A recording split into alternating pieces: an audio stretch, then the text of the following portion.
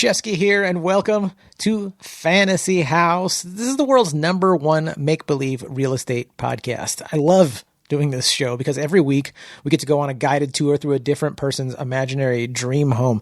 They're always pushing the limits with mind-blowing houses and weird technologies and magic and all that cool stuff. They make weird, unique rooms. And, I ask them, I'm like, hey, could you come up with appliances and technologies that we don't even have so they can solve your very unique problems? People do that. And really it's just good old fashioned creativity and silliness.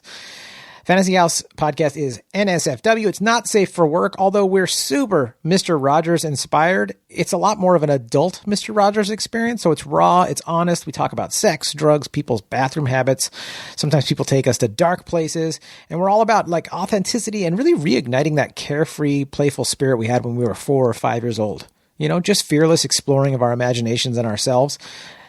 Do you remember that? I love that. I feel like we need that as adults too. And that's what I want to facilitate with Fantasy House. I want to inspire people to explore that again, get that feeling, that little fire lit inside for story time and imaginary make-believe time and just being ourselves.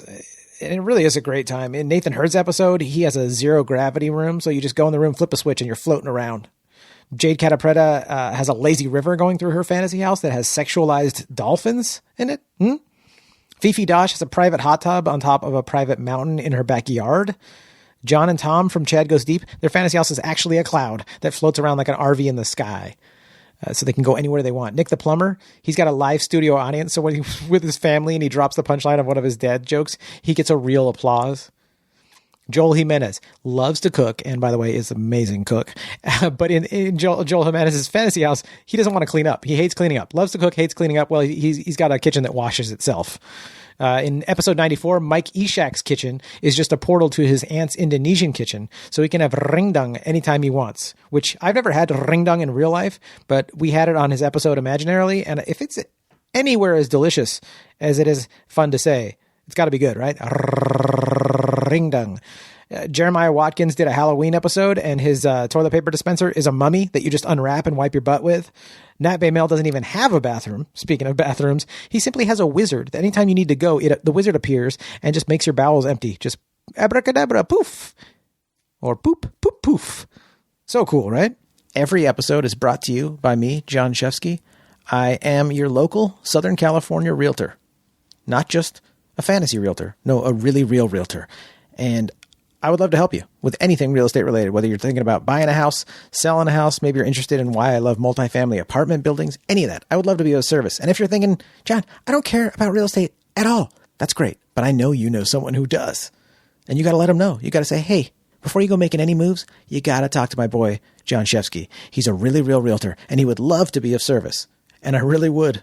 And even if you're not in SoCal, I can still help you because I have a referral network all over the country with some fantastic agents, and it's growing all the time. So check in with me. Let me know, because I got agents in Nashville, in Chattanooga, Austin, Texas, Boise, Idaho, Phoenix, Arizona. I got you covered. And like I said, that list is just growing. So just think of me when you're thinking of real estate. Be like, I'm going to hit Shefsky up before I do anything. Just send me an email, fantasyhousepodcast@gmail.com. I'd love to be of service or help in any way.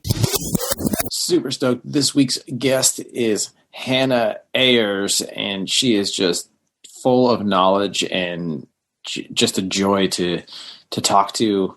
We talk about counseling. We talk about her journey to becoming a counselor, a licensed counselor, and a lot more. And then she gives us a tour of her fantasy house. It is a blast. Now, in the words of the great Angelo Bowers.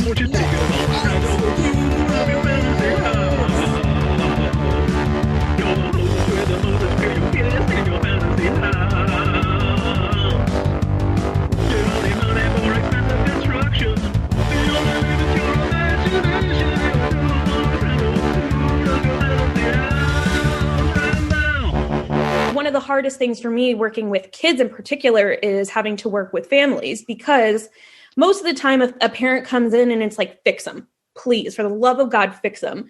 And it's really hard to tell a parent, it's like, your kid is not the problem. The family is the problem. You are part of the problem. And they're like, no, thank you.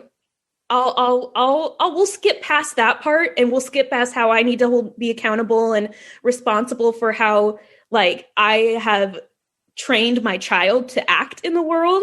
It's like, this is a them thing. It's like, no, this is an us thing. And Brene Brown, who is, oh yeah, love her. Fucking love Brene Brown. Like, I use her stuff in groups all the time. One of the things she said in her TED Talk was, what if we brought up kids with the idea that they are imperfect and they are wired for struggle, but they are still worthy of love and belonging? Oh yeah, that's great. You know, and I think that is so true. And that's one of the things I ask clients all the time when I show her TED Talk in groups is, how do you think your life would have been different if your parents had accepted the fact that you weren't perfect and that you were going to make that's mistakes? Okay. But also okay. But not to give into that and be like, I'm not perfect. It's like, no, it's okay. And also pull yourself up by your bootstraps and like work on that. And that's okay. Yeah. It's like, you can be afraid, you can make mistakes, you can fail, and that be part of succeeding, you know, and that be part of it's the, you know, it's another thing. I'm going to quote a lot of people today, but Randy Pausch, who wrote The Last Lecture, it was a lecture I watched when I was in high school. My senior English teacher showed it to us. Randy Pausch was an engineering professor at Carnegie Mellon in Pittsburgh who was diagnosed with pancreatic cancer. Oh. And so he did this whole lecture on how to achieve your childhood dreams. And so one of the things that he talked about is like, those brick walls are there for a reason. And that's something that I always kind of have to remind clients is like, these brick walls are there for a reason, because, you know, they might not always feel fair. They might not always like feel like important in the moment, but there's going to be a point in your life when you are able to move past it, where you can look back and be like, I am so glad that happened. And that's how I look at it too, is like, I've been through a lot of shit in my life, and being able to like look back at the duality of what it means to exist is the things that in the moment can feel like life altering and life ending, actually being the thing that sets you free, you know? Yeah. And I think that's what's so empowering. And it's so fun about being a therapist too, is because I specialize in trauma, being able to rewrite the narrative of what that trauma meant, and being able to like reparent, being able to like integrate all these different aspects of our sense of self that we feel like we shouldn't have, or we're embarrassed to have. And being able to say like, yes, like this thing served a purpose for a long time. So, you know, I work in substance abuse right now. I worked in eating disorders for a long time. You know, these behaviors serve a purpose, is like, they're trying to help us cope with the things that we've been through.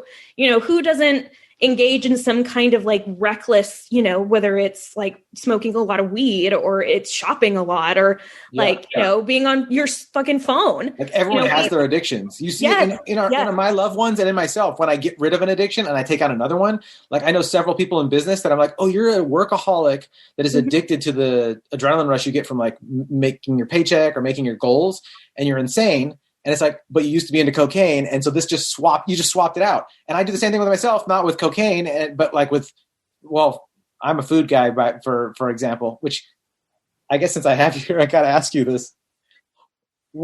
I understand my friends who have been sexually abused that have addictions. I understand my friends that have come from broken homes whose parents were awful, have addictions. I feel like I had a really good childhood.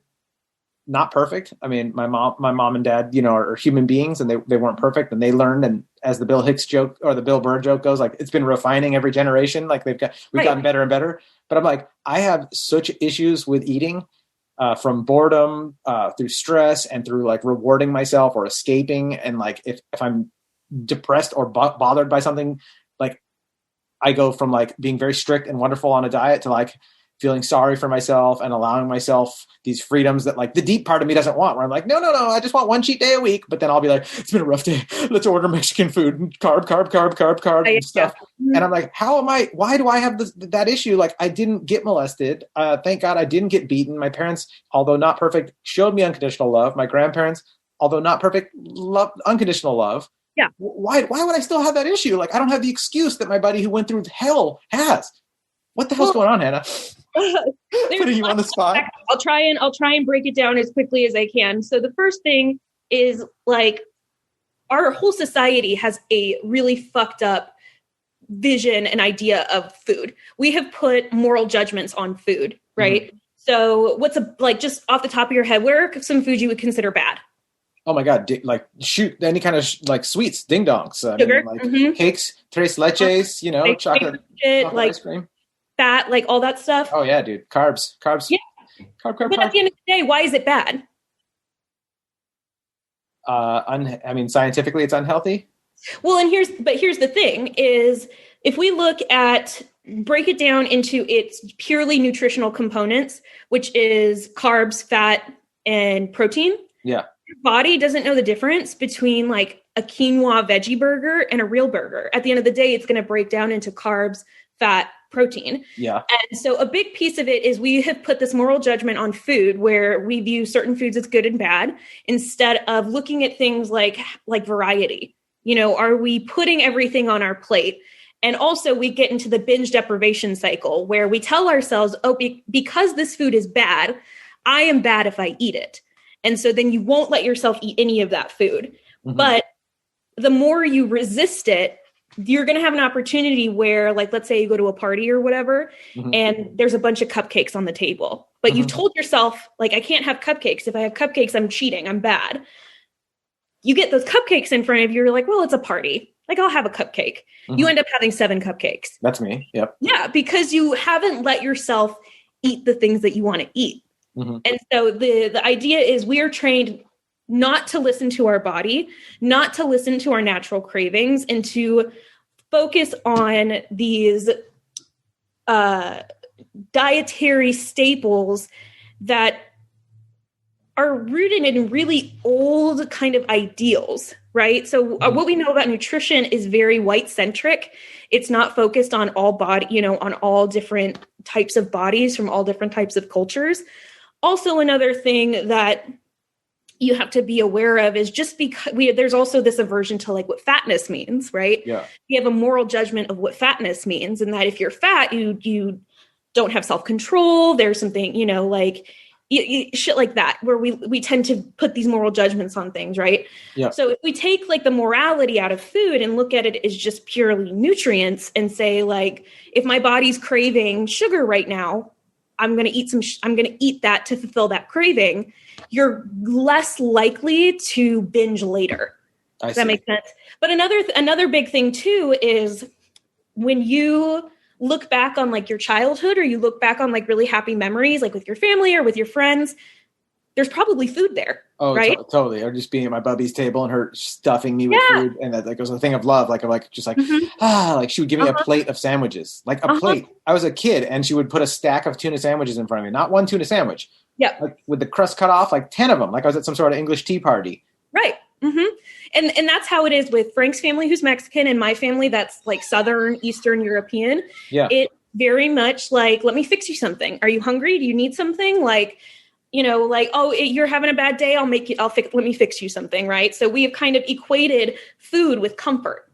Oh, for sure. So when we're older and we're kind of like, I'm sure you have a food that anytime you eat it, it reminds you of like, when your grandma made it or whatever. Apple fritters with my Zeta when he would take me. Yeah, 100%. My grandfather. Yeah, totally. So that's another thing. We equate the food with good times, and then that can kind of get skewed to where the only sense of comfort and happiness you feel is with food. And that's because your dopamine system gets all messed up. There's a great episode of South Park that explains it very well.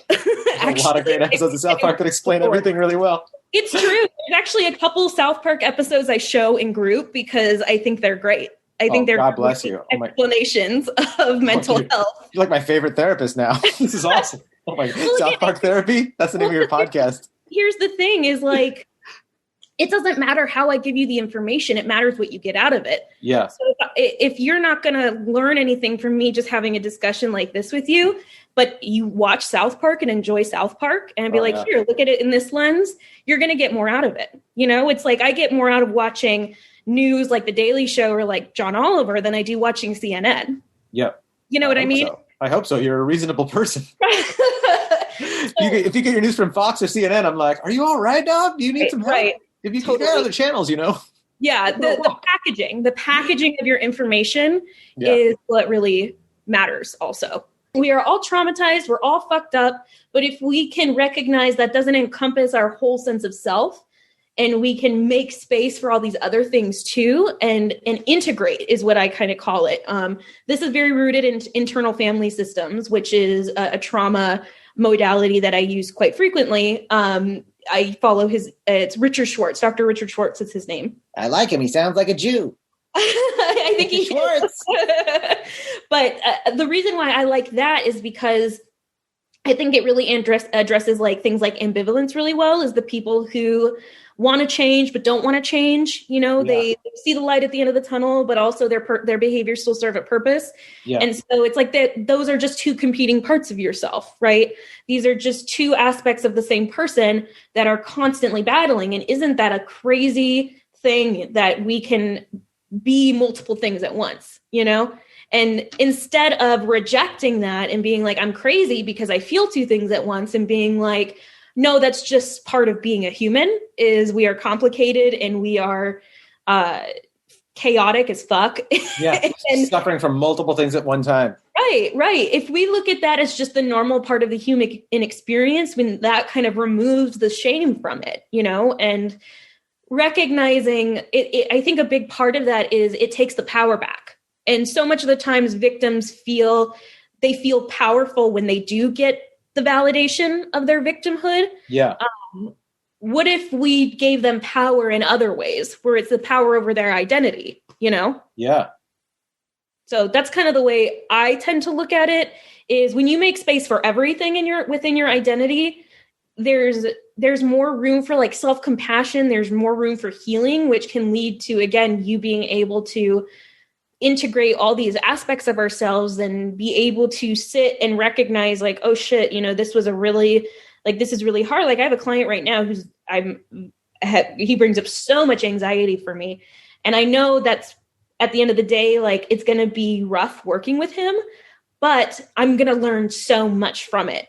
Yeah. You know, so again, the duality of it is where I'm probably going to have to up my self-care and be journaling a lot more and meditating a lot more than I am, you know, before.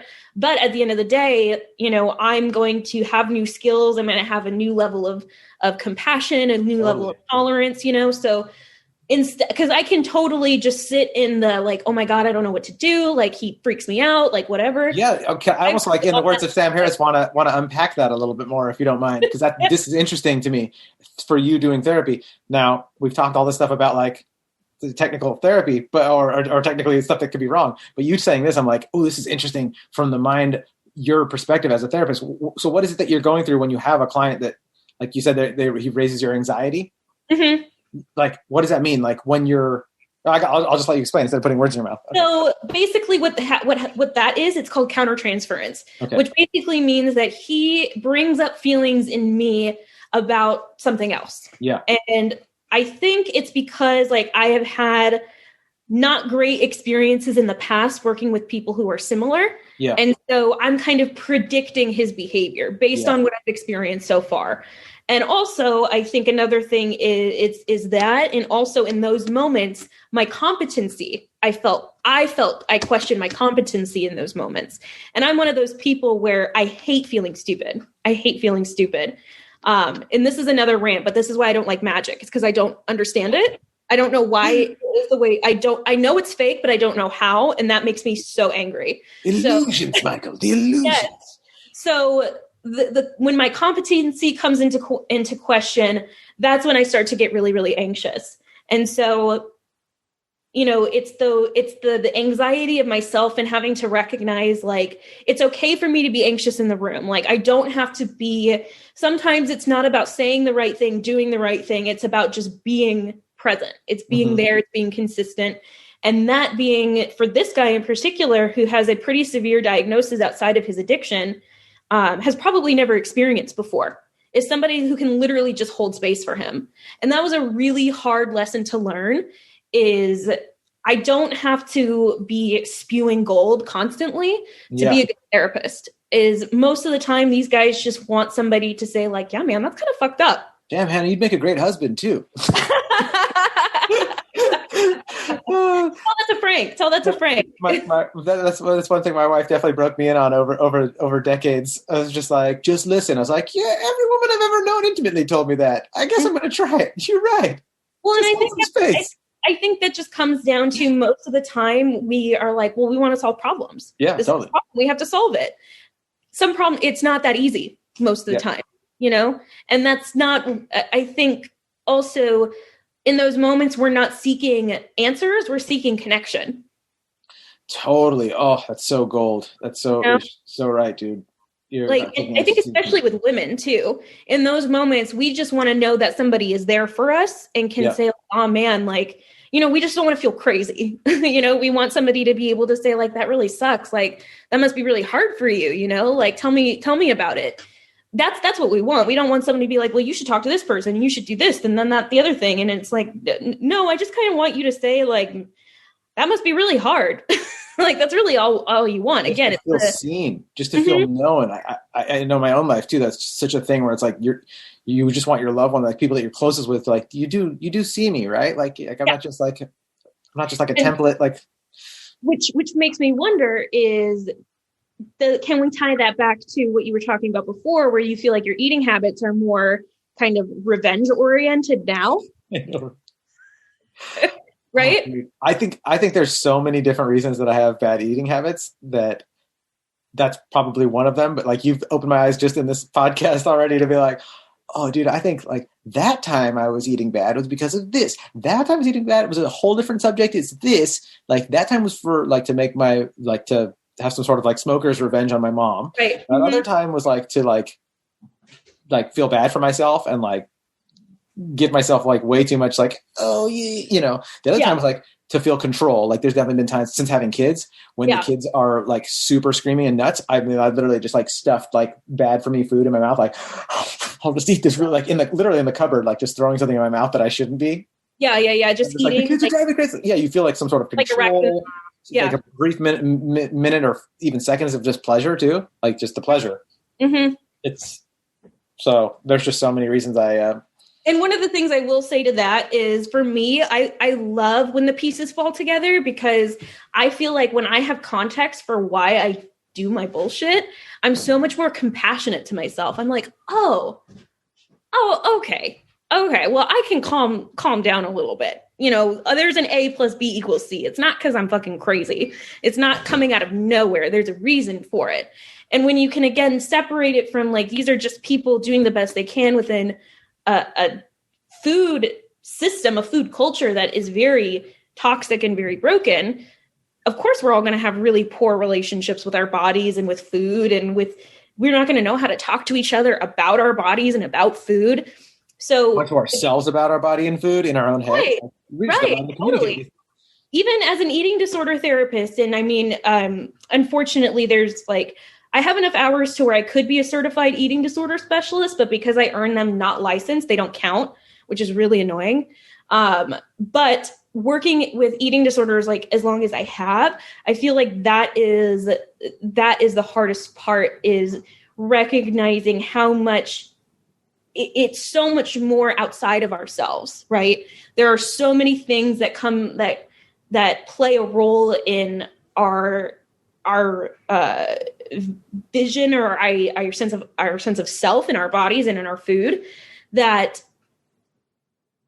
it's hard, like it's considered radical to completely accept yourself and to allow yourself to eat whatever you want in a society that says you have to be so regimented, you have to be so disciplined, and you have to fit in within these certain like boundaries. And again, how much of it is just another way of controlling the societal narrative, you know, like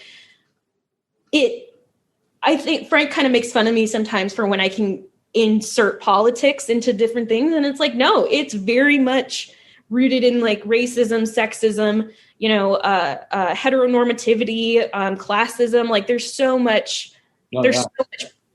rooted in it. And I think that goes with any kind of identity oriented issue, if that makes sense. Yeah, I think it does. It reminds me too that there's the outside stuff that is it's hard to tell like what percentage of it is what, like, so you're talking about it's rooted in racism and classism, and like, I'm sure it's in there. And then it's also like just self-obsessive stuff too. Like for me, like I've got health where I'm like, I don't want, like my grandfather was diabetic. He's a skinny dude, yet still diabetic. My dad's diabetic, walks all the time, not a lazy guy by any means. And I'm like, I don't want to be having diabetes medication or having complications from diabetes. It's just awful.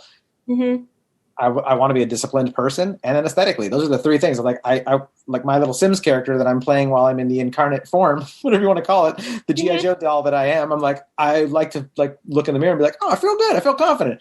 And when I have muffin top hanging out, I'm like, oh God, can't I just, it goes back to my psychology of like, can't I just control my eating so that I don't have to deal with this? And this is my fault, which is also another thing too, is accepting responsibility for your own shit.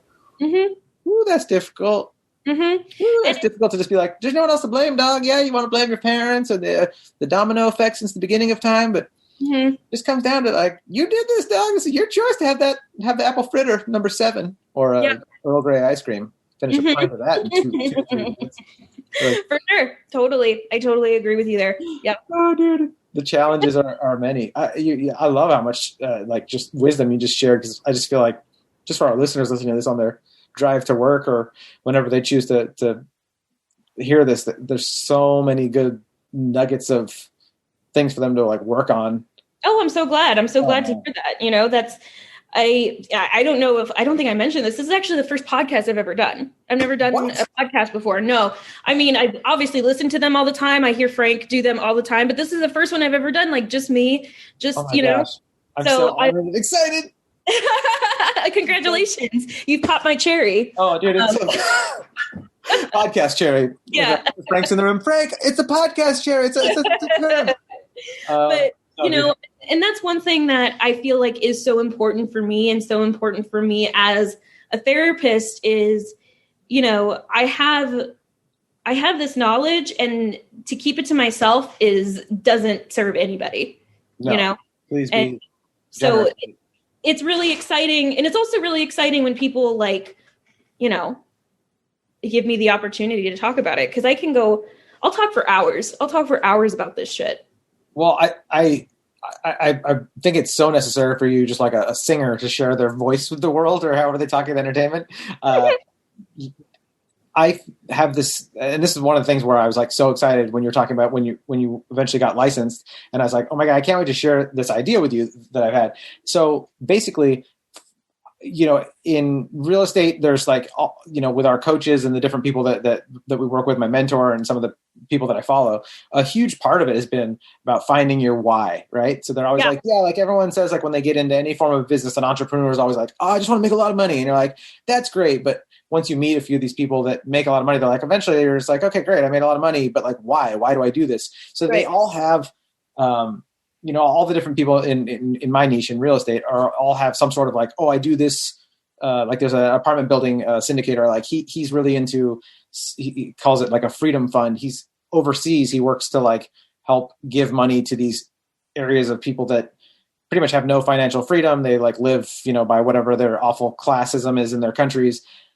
And so that's his mission. And for me, I've thought since I was a kid that it was like a 1-to-1 ratio. I was like, we all need like tutors to get through life. Even when science fiction, way before we got into AI that we're in now, I used to think like, man, if like we could just have like a robot for every person that would just like help us with things, like parent us through life. Yeah. Really, like we wouldn't have school shootings. We wouldn't have people depressed and killing themselves, or even just, the milder cases of just people living like unfulfilled kind of depressing lives, right? You just have someone to help guide you.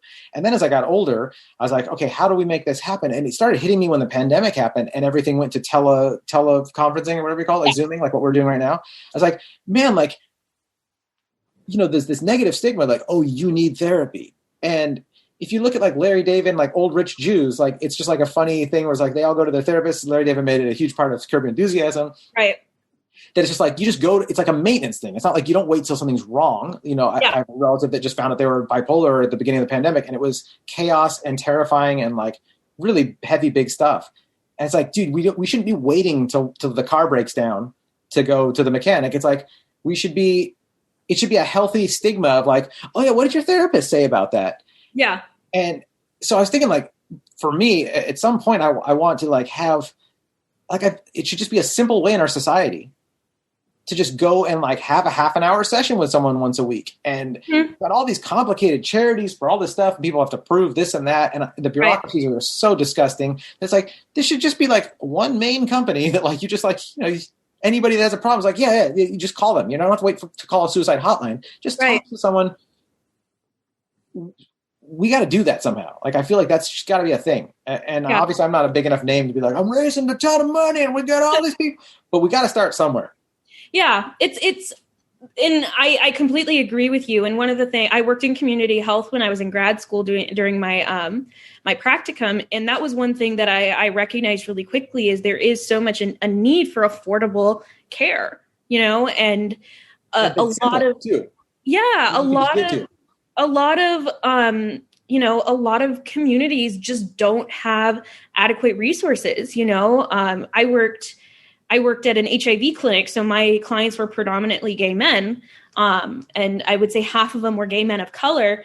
And to see, like, again, there's still so much stigma, even from the AIDS crisis 40 years ago. Yeah. So many of them are still reeling from it and don't have, and there is still like the older therapists who aren't versed in LGBTQ plus mental health. They don't know the process of coming out, and how racking that is. Yeah. And so one of the things that I have kind of tried to do now that I'm, I work in treatment is my guys who have done really good work and want to continue working, but, their insurance doesn't cover it or, they don't have the money, is doing a small private practice where I can continue working with these guys and just be like, what can you afford? What can you afford? Yeah. $10? That's fine. Yeah. That's totally fine. Whatever your copay might have been, let's cut that in half because I already work full time in treatment. So this isn't money that I really need to survive.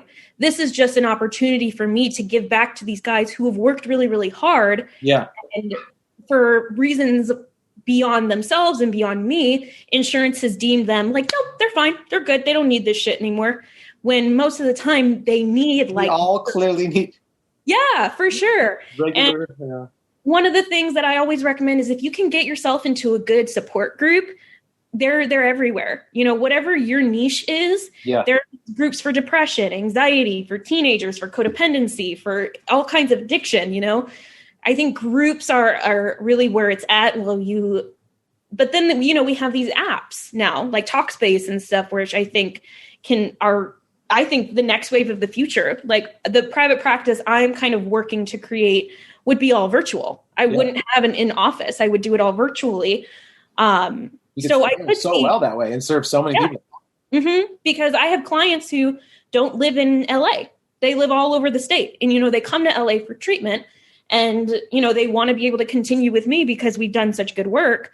It would be unfortunate and for them to have to go and then start over and then have to bounce around and try to find a therapist they feel comfortable with.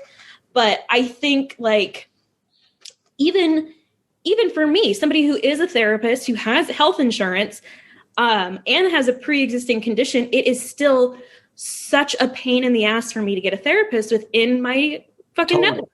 Dude, I've had multiple suicidal friends that have been like, let me help you. And I'm like, we're on the phone and I'm like, oh my God. Or people that are like not suicidal, but they're having some sort of breakdown. And then no one will talk to them because they're not suicidal officially. And I'm just like, are you kidding me? And then you'd think that after how many years, it's great that these things are there, but the bureaucracy is so complicated. You're like, don't you realize like the pain that this person is going through right now? It's almost like physical pain where it's like every step that you're putting them through right now is like turning them away rather than helping them like get the exact thing they need. So there's got to be a way to like do it. Like have, they advertise like this much money gives, can feed a family for this long. It's like, oh, if you donate $20 to this fund, that gets one person, one half hour, essential interaction that they need or whatever it is. I think it's coming. I don't know, but I would love to. I would hope so. I would really hope so. And I feel like this next generation, these Gen Zers are so much more in touch with their emotions and there's so much like therapy and struggling is so much more normalized based on just like, the content that they bring in, especially like on TikTok. Like I look at mental health TikTok all the time, or we'll see like things on reels on stuff on Instagram. And I think that the knowledge is there. There's not the stigma there anymore. And so once these like baby boomers die out, I think we're going to be okay. I think we're going to be okay. Like, honestly. I hope so, because, one of my concerns is, like, you were talking about the Gen Zers being in touch with their emotions. Some of the people that I know, though, are so in touch with their emotions that they're almost like hysterical, and you're like they don't know how to prioritize like what a big fire is and what a little fire is, and they are really obsessed with some like really small fires. When I'm like, guys, like if the whole place burns down, like no one's gonna care about that small fire. Can we just get the big? Yeah. And that scares me about the future generations. When they are expressing their emotions and they are saying it, and then they have their fucking like baby boomer or Gen X parent being like, you just have to buck up, and you just have to buck up, whatever. And then like, again, it's just like that. There's two separate pages on two different books. Yeah. Right. And I think it's just once we have this generational shift where like millennials start, getting a little older, they start getting more, in higher positions within these systemic things, is when I think we can start seeing some change. But I think it has to be systemic. And I think it also has to be at the individual therapist level too. Is, again, there are therapists out there who open a private practice, don't take insurance, charge like $300 a session, and are rolling in cash, but won't take a sliding scale or won't do, like more like charity kind of work, right? Yeah. It should be mandated that every therapist has a percentage of their caseload being like a sliding scale. Oh, okay. Like divvy it up a little bit. Like, hey, we need to take care of society as in general, so this is part of the contribution. Yeah. So like every, if you have a private practice with 10 clients, at least 2 have to be, a sliding scale from maybe an area or a population that doesn't have access to, good quality resources, or have to travel long periods, long distances. Like, could you imagine living in like Boyle Heights and trying to see a therapist in Reseda when you don't have money, time, and you're working walking to your job, riding a bike to your job. Yeah. So being able to be flexible with your like location of therapy, so doing a telehealth like this is so helpful for families who would have to like, when I worked at a hospital before I worked where I do now, and we had clients who on our we would do like a family day. We would have clients whose parents would ride a bus for hours from wherever they lived in like Venice or something to come out to Rosemead for this family day. Yeah. And I mean, think about how much better it would have been for them if it had been like an opportunity with virtual. And also this was a family that was, that didn't speak English either.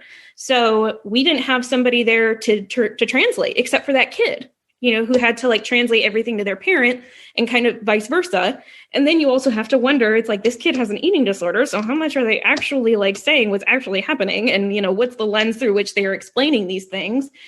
But I think when you can look at it as like, how can we be as inclusive as possible, is with technology. It's with not being fucking greedy, know?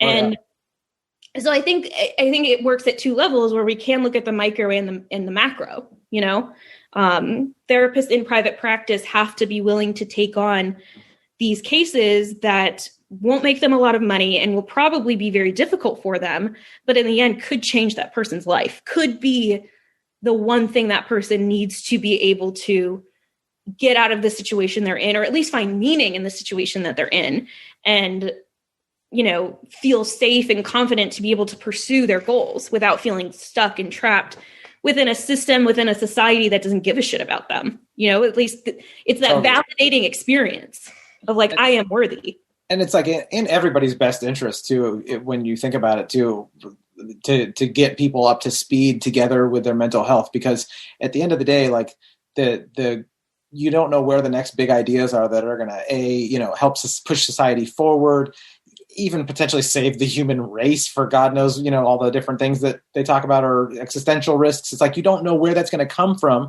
It's like the 2 people that developed one of the vaccines were immigrants from a different country that ended up, I think, in Germany or something like that. And you're just like, what if we just said no immigrants? Like, what if we just said that? And you're like, because we just don't have jobs for them. It's like 2 of those immigrants just came up with something that just changed the world or are helping to change the world. And it's the same with mental health. It's like, let's help get these people saved because God knows where the next great invention is going to come from, or the next person is going to figure out how we're going to live. And so from a selfish standpoint, it's like, shouldn't we just try to make sure everybody's like fed and like trying to keep alive so we can, I don't know. That's the bleeding heart part of me that's just like, I just want us to all get together and just rock and roll this puppy. Yeah, there's so much of there is so much, at least for me personally, I think there is a lot of social justice kind of within my, I feel like within my role, you know, as a therapist, where I have a lot of privilege as a white, female, educated person. Yeah. And why wouldn't call you white devil, but go on. Yep. Well, why wouldn't I use that? Now, Frank is here, by the way. He's in the background and he's listening. But Hi, Frank. Hello. Again, it's part of it is using my privilege to be able to give back to the community. And one of the things I've learned so much, and again, with trauma and working in addiction, is oftentimes it's the one voice in the void that says like, you're good, you're worthy, and you're okay. And all this shit that has happened to you has nothing to do with you. It happened to you, not because of you. And to have that one, that is such a big one. You made it so concise too. It's called not taking things personally. Yeah. When you have one person to be able to validate your experience and to make you feel worthy and good is sometimes all you need. Is sometimes all you need to be able to thrive. You know, and to feel some kind of push, you know, that you deserve better. Yeah. You are worthy of better. And everyone deserves that opportunity to have that one conversation that hopefully spawns into multiple conversations, but at least to know, like, it's okay. You are not your suffering. Yeah. This is not your identity. If you choose not to be, you know, make it your identity and get some validation, basically, right? Yeah. Mm-hmm. One of the best resources I can give is Man's Search for Meaning by Viktor Frankl. He was... I'm familiar. Yeah. You can say that for our listeners. Yeah. So he was a Jewish psychologist who was during the World War II, who was, in a concentration camp. Pretty much his whole family died in the concentration camp. Oh. And so he created what's called logotherapy, which is basically has a lot to do with like finding meaning, you know, and how. So he talks about his experiences in the concentration camp and how he used those experiences actually as a way to like propel him forward and finding meaning in the suffering and finding like that, you know, suffering is like kind of like the Buddhist kind of mentality of like existence is suffering, but it's what do we do with that suffering and how do we interpret that suffering? It's an excellent, heavy, but excellent read that I tend to recommend to trauma survivors a lot. You know, it's like, how do you have the power to be able to be more than the things that have happened to you? So highly, I mean, that's such a foundational, I think, reading for, I think for everybody, you know, is like, how do you overcome? And so much of it is not anything that the world is going to do for you, but what you are going to do for yourself. Yeah. You know? Take power for yourself, grab the wheel, and like, you have to make these decisions because no one else going to be able to do it. Mm-hmm. There's so back in another life, I was a theater kid. I was president of the drama club when I was a senior in high school. Thank you very much.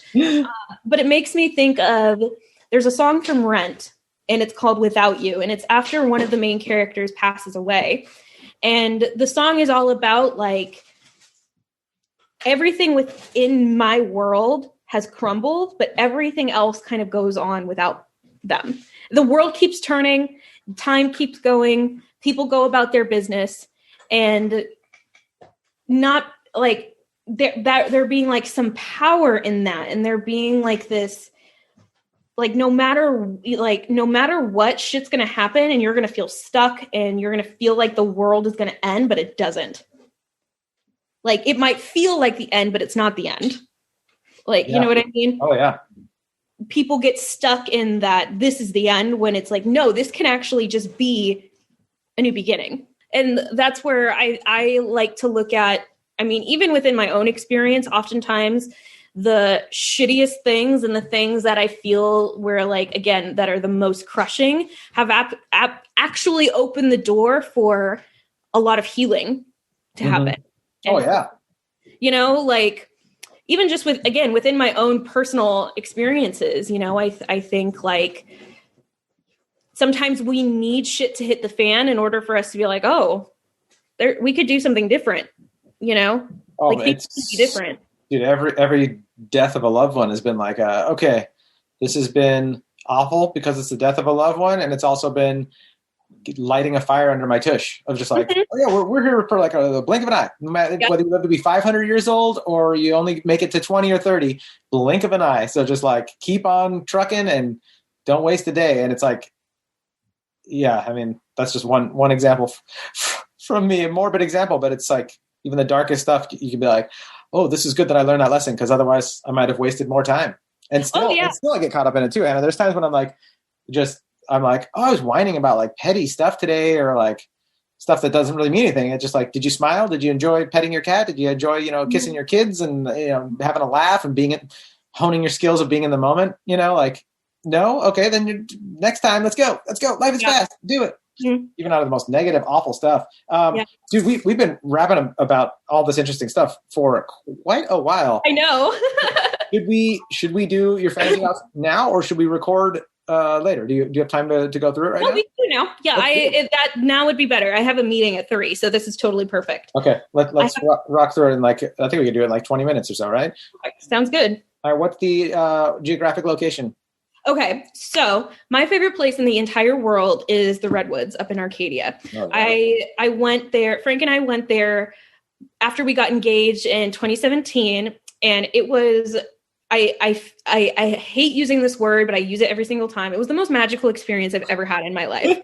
Just being around these trees that were fucking massive and so old I've never felt so small and insignificant in my life, and I fucking needed it so bad. And so I would want to live in the middle of the Redwoods, in the middle of nowhere, with trees all around me, but also up against like some kind of body of water. So up, like against the lake or up against the coast or something. But the big thing is in the Redwoods, in Arcadia, in the middle of nowhere. Yeah. Yes. And what would the house look like if you're painting a picture for us so we could see it?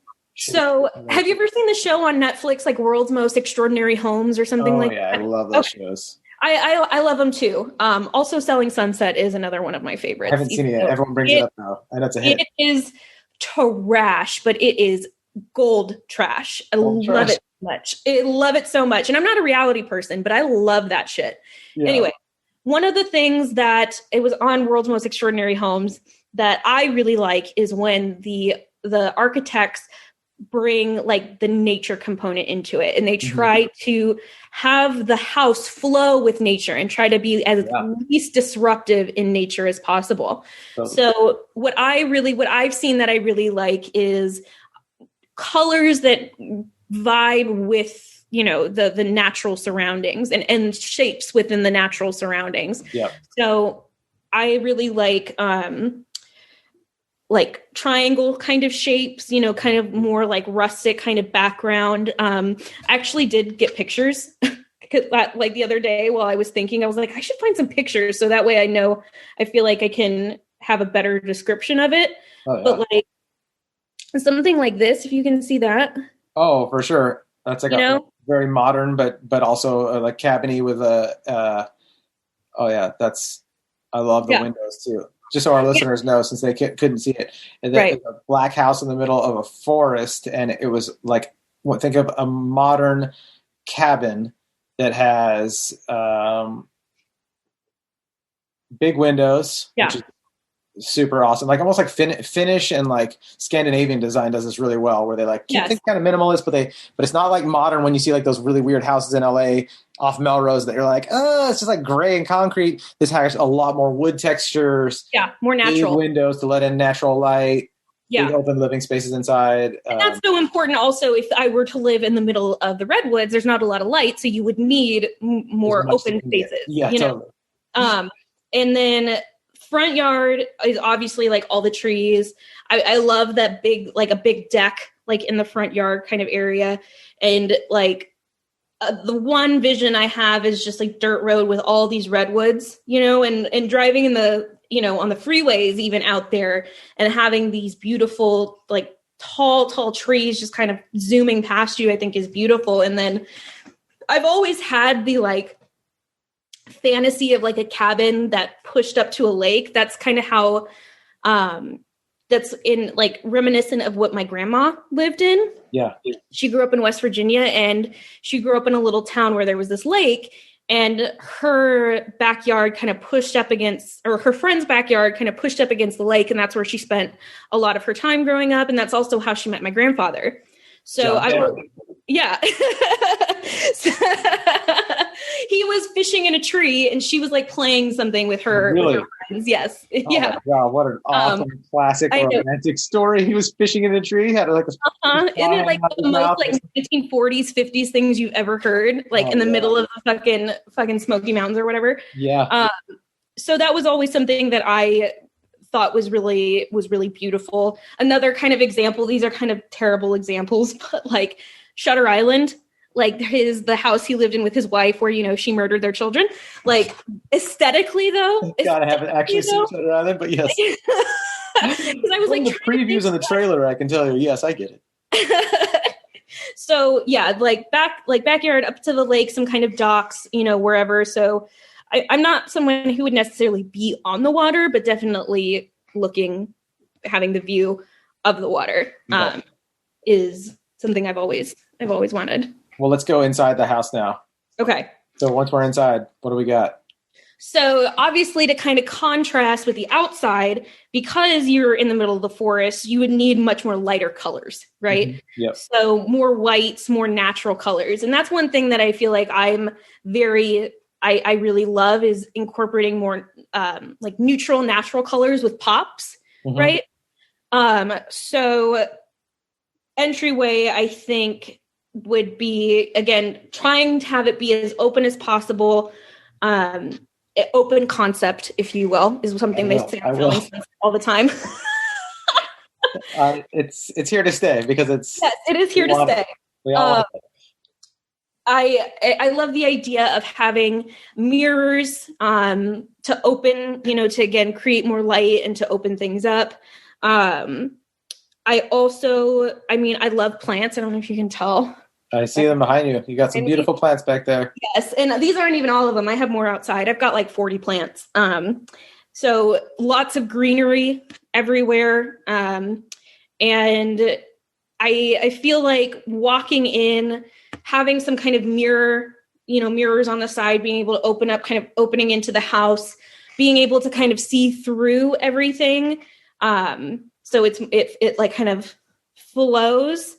So it kind of brings you into like the kitchen, living room kind of space. Describe that kitchen and living room because I'm excited for imaginary food. Okay. So, well, first of all, even though we're in Arcadia and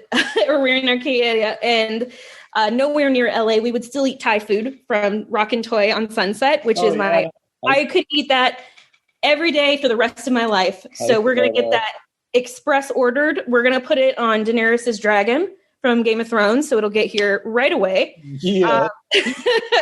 Thai food delivered on pad Thai, dropped off from a dragon. Thank you. Yes. Head to you. I'll take it. So the kitchen, again, I love light colors.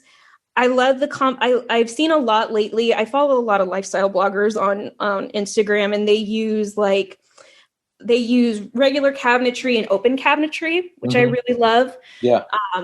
Also, I like the idea of it being pretty open, but having a big island in the center instead of having like a traditional like dining table, having like a big island. Oh, so the island is the table. So you'd have like benches that go up to the island. Oh, I love that. Same here. Right. I love that. Because I feel like in all my memory, most of our family gatherings have either been outside or in the kitchen. Mm-hmm. That's where everybody congregates. So if you like a kitchen that is inviting of like people, right? Mm-hmm. So people can congregate. They have all, places for the food and everything. But again, natural colors, lots of whites and light browns. I love incorporating like pops of like, again, like the redwood kind of colors of like the, like a darker reddish brown and then greens and things like that. Even like a little bit of blues too. Hell yeah. But again, on the cabinets, like the open cabinetry, lots of plants, lots of greenery, and having decorations that kind of shift with the seasons is another thing that I really like. And then I love that too. That's something that I love about my wife is that like I would never do that, but she changes stuff every holiday, every season. Is like, oh, cool, Thanksgiving stuff's coming out. Oh, cool, Easter stuff's coming out. Like I just love that. So that's great. I do too. Fresh and fun. And then from Rock and Toy, we would get the chicken satay, pad thai, their just their regular fried rice. All their different curries. They have 3 different curries that are fucking bomb. And then also their chicken wonton. So we'd have a massive Thai feast. That sounds great. And then we would eat it at the island in the kitchen. Yeah, I love that.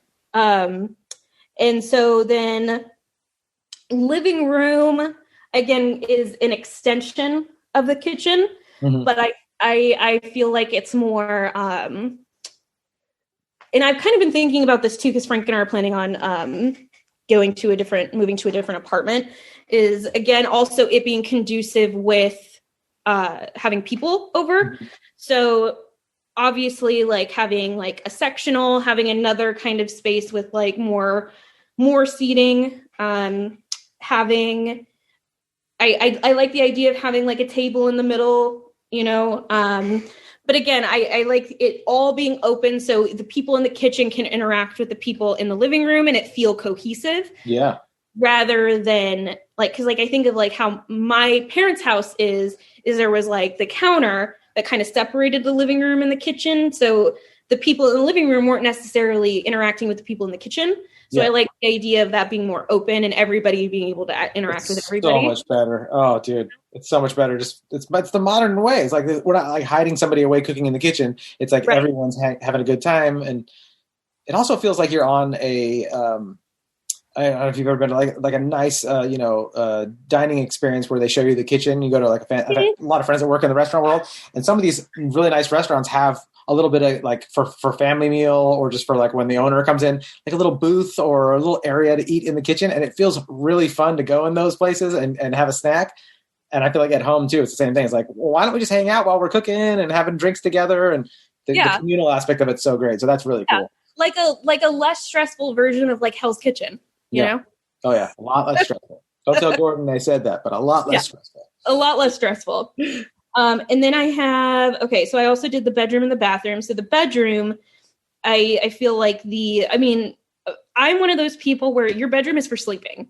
Like, and that's it. And that's just because I have an anxiety disorder. My insomnia is crazy. So I have to be very like regimented about what I use my bedroom space for. There's not even a TV in there, right? Well, there is, but that's because of Frank. Okay. I don't even like having a TV in the bedroom. I'm just like, no, it's pitch black, sound machine. Mm-hmm. That's it. I will usually like play a podcast or like for background noise, but again, it's the light. But if he's like, sometimes I'll be like, just come play video games in bed. So you're next to me when I sleep. Yeah. But usually I'll just kind of like put a pillow over my head. I was going to say, if my wife wants to watch TV, I'm like, no, not going to work. Well, and I think that's where I can get a little, I get a little bit more flexible and I can start to fall into bad habits too with that. But lately I've just been like, you stay out here, I'm going to go to bed. Yeah. But so in the bedroom, obviously the bed being the centerpiece and it being more like that being it in the bedroom, like not really necessarily a place to sit or anything, but the bed it's the bed, the 2 nightstands. And I would also like, opening up into the back. So being able to see like the lake in the background. Yeah. So having one of the walls being like all glass. Ooh, yeah. And so that way you can kind of open the door and be able to hear all the different sounds and stuff. Cause that's when like nature sounds in particular, like the sounds of kind of the woods is one of my favorites, and being able to get all those beautiful smells and stuff like that. Yeah. So that being specifically just for sleeping. So not a lot of clutter, not a lot of, super big colors or anything like that. Just it being more very minimal, very much just how do we make this the coziest, snuggliest vibe ever? Yeah. So lots of pillows, lots of different kinds of blankets and stuff. And this is kind of how my bedroom is now, where it's a lot of white. It's the sheets are white.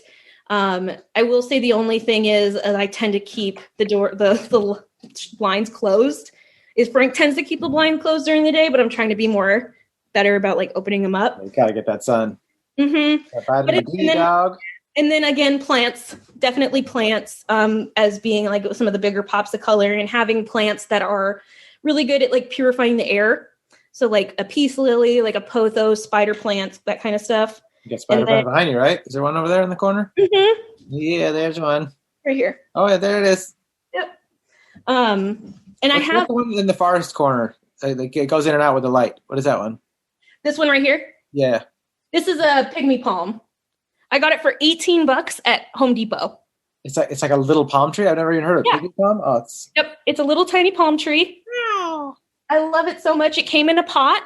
And it was $18, and I was very excited about that because that is ridiculous. You got that for the end of the century. Yes, so lots of different plants, and then the bathroom is probably the most exciting for me because I've never had a bathroom that I was like, oh, I want to spend time in here. So there's this blogger I follow. Her name, the name of her handle is like Pure Joy Home or something like that. And she just remodeled her bathroom. She lives somewhere in Connecticut, like right on the beach. Yeah. But her bathroom, the centerpiece is the tub, of course. So big, massive, beautiful tub being the centerpiece. And then having a separate shower, like glass shower. Again, lots of white, lots of big open windows to bring in the light. And then, the shower being a steam shower. That's a big deal. Deal. So lots of white, lots of natural, lots of natural colors. Again, bringing the theme like throughout the whole house being like, how do we incorporate the outside into the inside? Again, lots of plants in there that love humidity. So like these calatheas right here, they love humidity.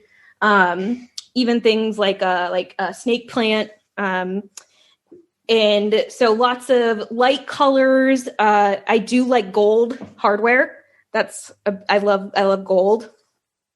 Like modern gold where it's like brushed and like super like smooth on the surface and like, oh yeah, that's always great. Mm-hmm. I'm like that with the copper. I love like the brushed copper, and you don't see it very often, but when you do, you're like, oh dude, like I want to go up and grab the sink. And it's just, mm-hmm. Yeah, we just have our stuff here is just so old and so out of date, and our bathroom is so tiny. So having bigger space, I love the idea of like the little like pebble tiles, that are like this big, and having a bunch of them. What she did that I thought was really cool is she like put their last name, which is Joy. She did that in tiles on the floor. I thought that was really cool. Not necessarily doing our name because it's long, but having my last name, like, oh man, it's just a lot of work. Dude. Something like, in the floor. There was one I saw today that I thought was really cool. And it was, instead of having one single place for the sink, or the sinks, is having kind of two separate ones. So like two like individual ones kind of sat like next to each other with separate mirrors. Mm-hmm. And I really like that, where like the bowl, it's one of those that where the bowl kind of sits on top. You know what I'm talking about? Kohler's been doing that one for years. Yeah, so you have like a flat, almost like a flat countertop, like let's say marble or granite, and then like a glass bowl or a porcelain bowl on top of it. Yep. Yes, I love the aesthetic of that, again with the gold hardware, and again incorporating greenery. Like, and that's one of the things that I loved so much about a couple of those houses on the World's Most Extraordinary Homes. I think the one in particular that I really, really liked, there was one where it was in Arizona in the desert, and the house was made out of like mud, like literally just compacted mud. Yep. And how it like flowed and worked with, like being incorporating the outside into the inside is something that I would love to do. There's another show you might check out too next time you're on Netflix looking at those.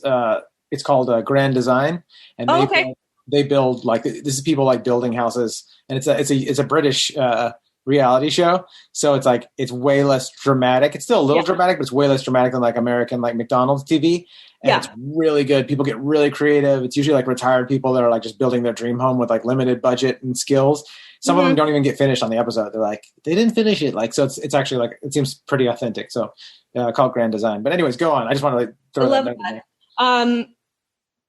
So that's about it, what I have for the bathroom. And then I know that the next one was a room of my choosing. Yes, please. So I would have a plant room, obviously. Yeah.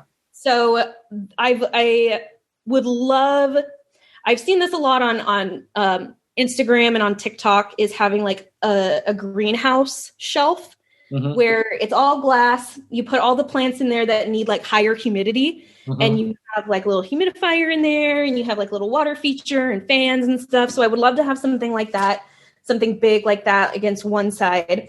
Like and built-in, that's a greenhouse on one wall. Yeah. And then by the window, again, having one of the walls being window, having a bunch of hanging plants up top. And then one side being just all plant, like a wall of plants. And this was something that my dad said was really popular when I was really young, like in the 80s and the 90s, where they would just have plant walls.